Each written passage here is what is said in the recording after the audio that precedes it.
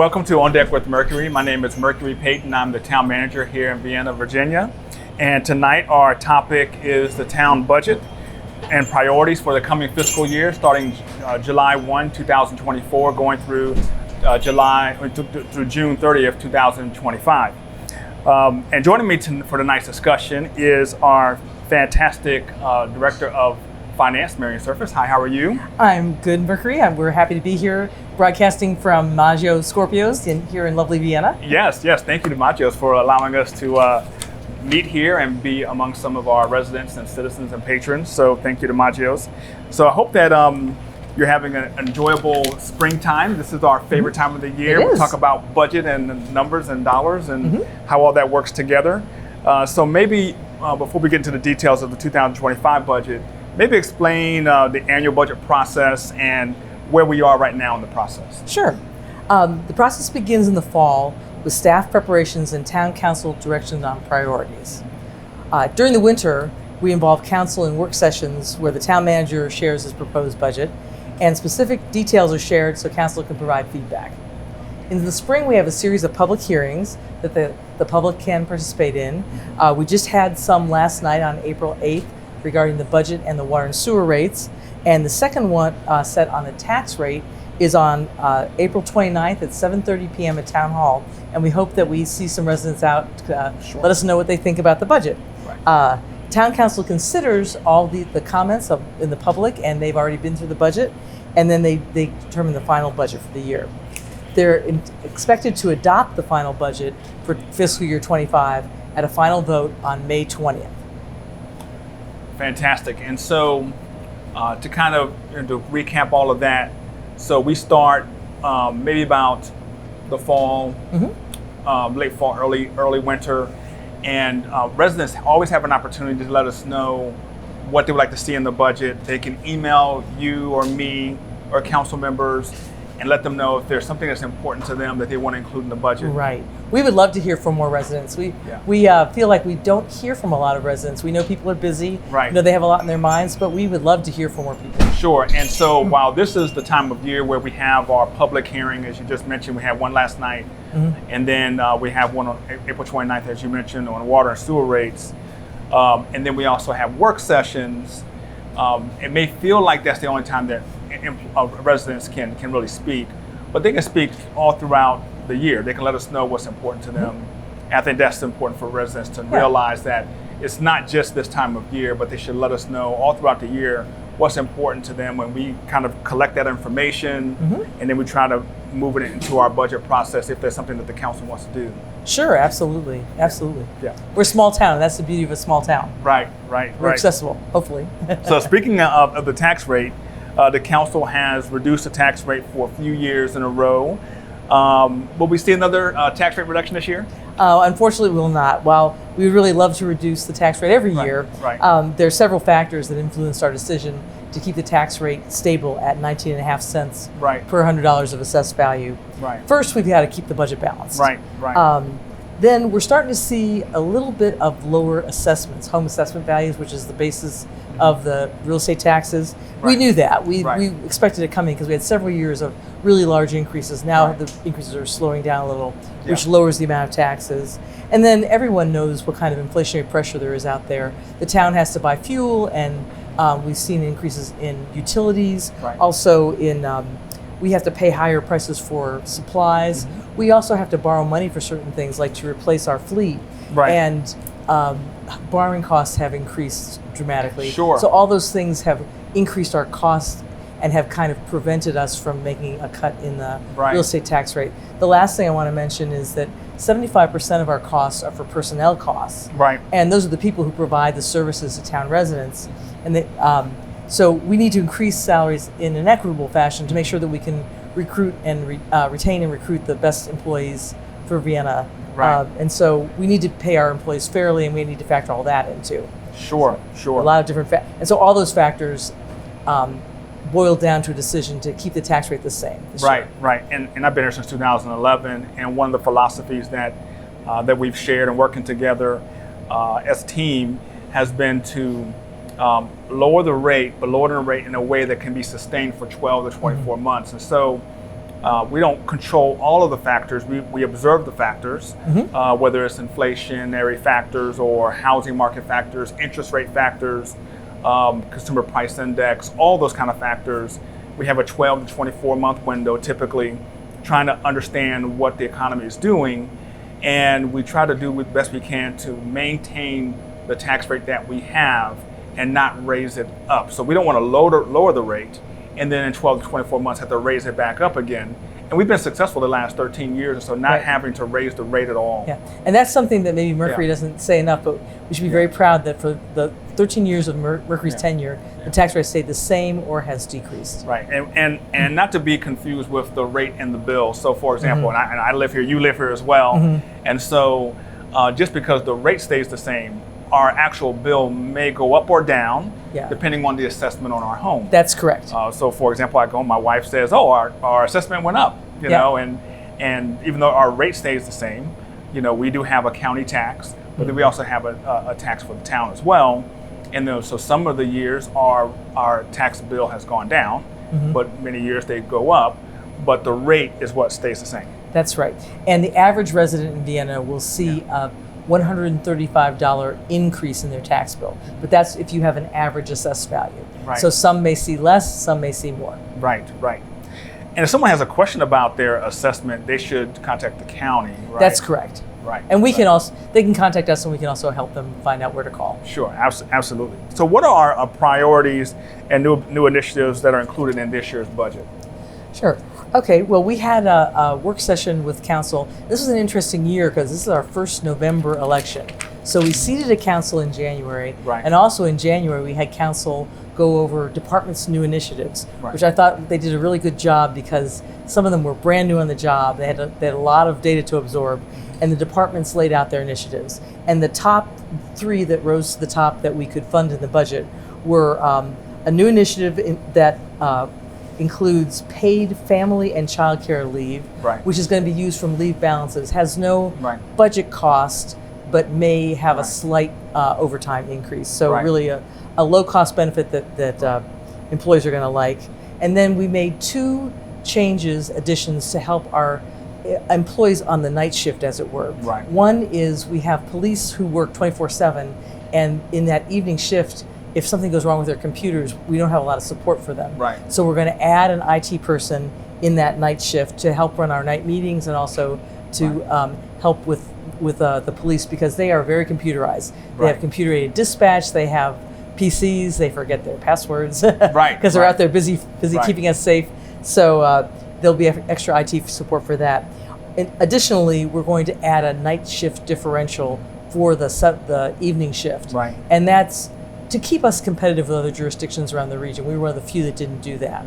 So night shift is a hard shift to fill. It is sort of customary to have a shift differential, so we'll be doing those two things. So it was a rather tight budget year this year. We couldn't lower the tax rate, and we couldn't add a lot of new initiatives, but these were the three that rose to the highest. And those are three that are really impacting our employees in a positive way. I mean, the first one that you mentioned, the family leave piece, you know, if someone has a child, you know, they're able to use that leave in that way. We already had something, but this is a little bit more expansive. So that was positive. Even though it doesn't cost the town a tremendous amount of money, it does open the window for employees to use that in a way in which the supervisor can work with the employee to make sure that their work is covered. But at the same time, being able to be generous toward employees so that they can be home with their newborn children. So I'm really happy that we're able to do that. And then also the one with regard to the night differential for police officers. I know that the night shift can be a very difficult shift to get used to and working that. And so to give a little extra pay for that is helpful. And like you said, the regions are already kind of doing that. And so it's good for us to be competitive in that manner. And then the other one with the IT support, we have police officers who are here to make sure we're safe. When the officers are not here to necessarily run computer stuff, so it's good to have IT support to make sure that's covered. Right. I also want to note to add that our employees are getting raises this year. Right. The general population will get a 4% increase, and the police will get a 5.5% increase. Right. Also, we've increased our spending a little bit to cover inflation that we mentioned before. Right. And increased borrowing costs. Right, which is very important. We want to make sure that our employees are compensated in a way that's supportive of their families and inflationary pressures and all those types of things. And so we're happy that we're able to, in this budget, be able to compensate them in that way. The last few years, the town was able to use American Rescue Plan Act funding allocated during COVID-19 pandemic, and the timeline for those spending of those funds expires at the end of this calendar year. How much did the town get, and what projects did it fund? Maybe list a few of them. I can also have a long list, so maybe just talk about a few of those projects.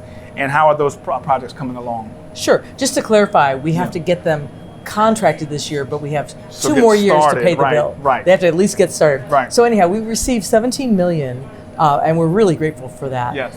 With those funds, we've been able to upgrade our information technology and our cybersecurity protection, because as everyone's sort of well aware, that's a big threat nowadays, cyber hacking and that sort of thing.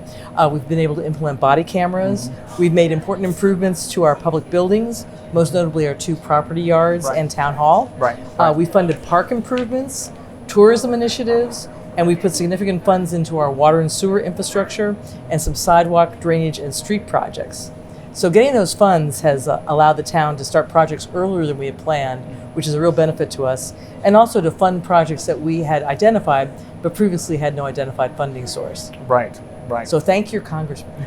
we're very thankful to have gotten those federal funds to help us out. That's very true. Now there were some carefully considered decisions about water and sewer rates. Maybe explain how the rates are determined and how the revenue is used to support the town budget. Sure. So setting the water and sewer rates is kind of a complex calculation. You have to include everything: the costs of personnel, the cost of supplies, the cost of equipment, there's vehicles. Then the Town of Vienna is a pass-through. We buy our water from Fairfax Water. We send out our wastewater to be treated by Fairfax County and by DC WASA all the way downtown. So we have to pay for all of that.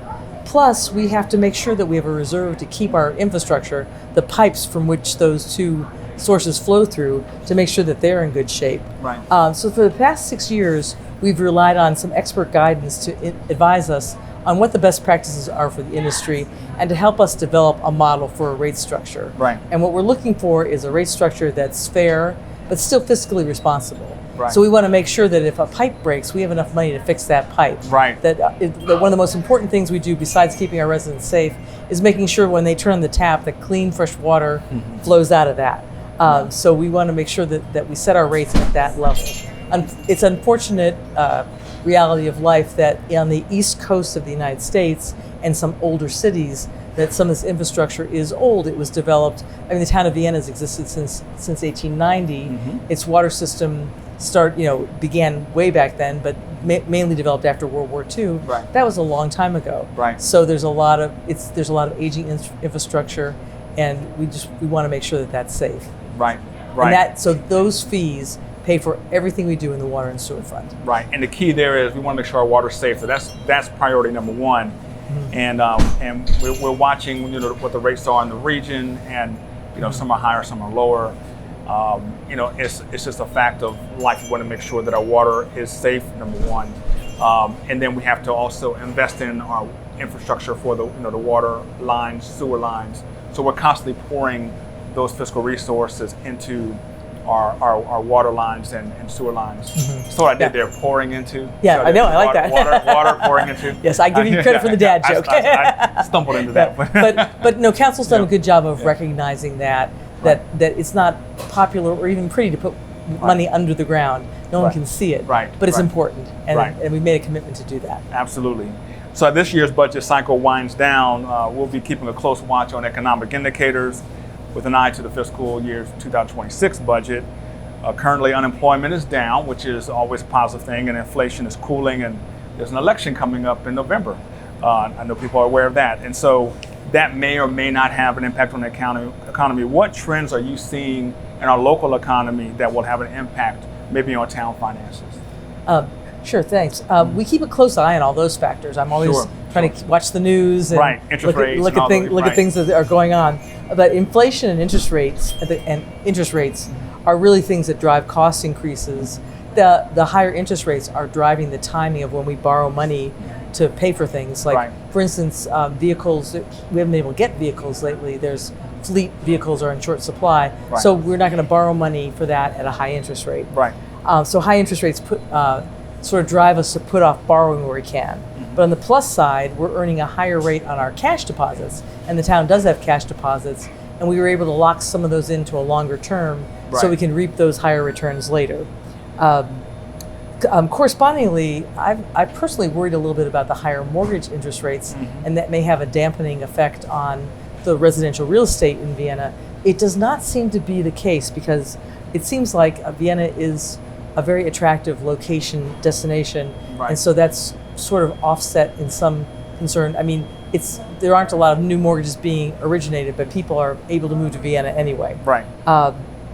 So the other thing we keep an eye on is the state budget. For instance, I read this morning that we were looking at the governor was going to start to tax digital sales, which is something as a finance person I always thought should be taxed. If you buy something on Amazon versus you go to Macy's and buy it, why are you only paying taxes on one? Well, it looks like that may be cut out of the current state budget. So that would have been a nice additional source of revenue for Vienna, but we may not be able to get that. It may not be well known, but we can't just tax anything. We can only do what the state explicitly allows us to do. So that was a nice opportunity to maybe get a little bit more revenue that isn't taxed directly on our residents. It's sort of more indirect, something you're going to do anyway and you get taxed for. Lastly, while low unemployment, it's a good thing, right? It also creates wage pressure. We want to be able to hire the best people, and we have vacancies to fill. And sometimes the fact that there's low unemployment, it's hard to hire people, and that's caused upward pressure on wages. But we always look for creative ways to fill our vacancies, and also creative ways to attract employees, such as this new family and child care benefit. That's a way that doesn't cost much, but it shows our employees that we view them as more than just employees. We view them as people, and that we're willing to think about things that are beneficial to them. People don't necessarily go to work for a paycheck, but if the paycheck's way out of whack, then it's going to be a problem. So that is somewhat of a concern. But I'm looking at the interest rates, I'm looking at inflation, I'm looking at unemployment, and housing market, all those sort of things, because it all impacts how we do business here in Vienna. Sure, absolutely. And we believe, you and I and our budget committee and our finance team believe that the next 12 to 24 months we should be on good footing.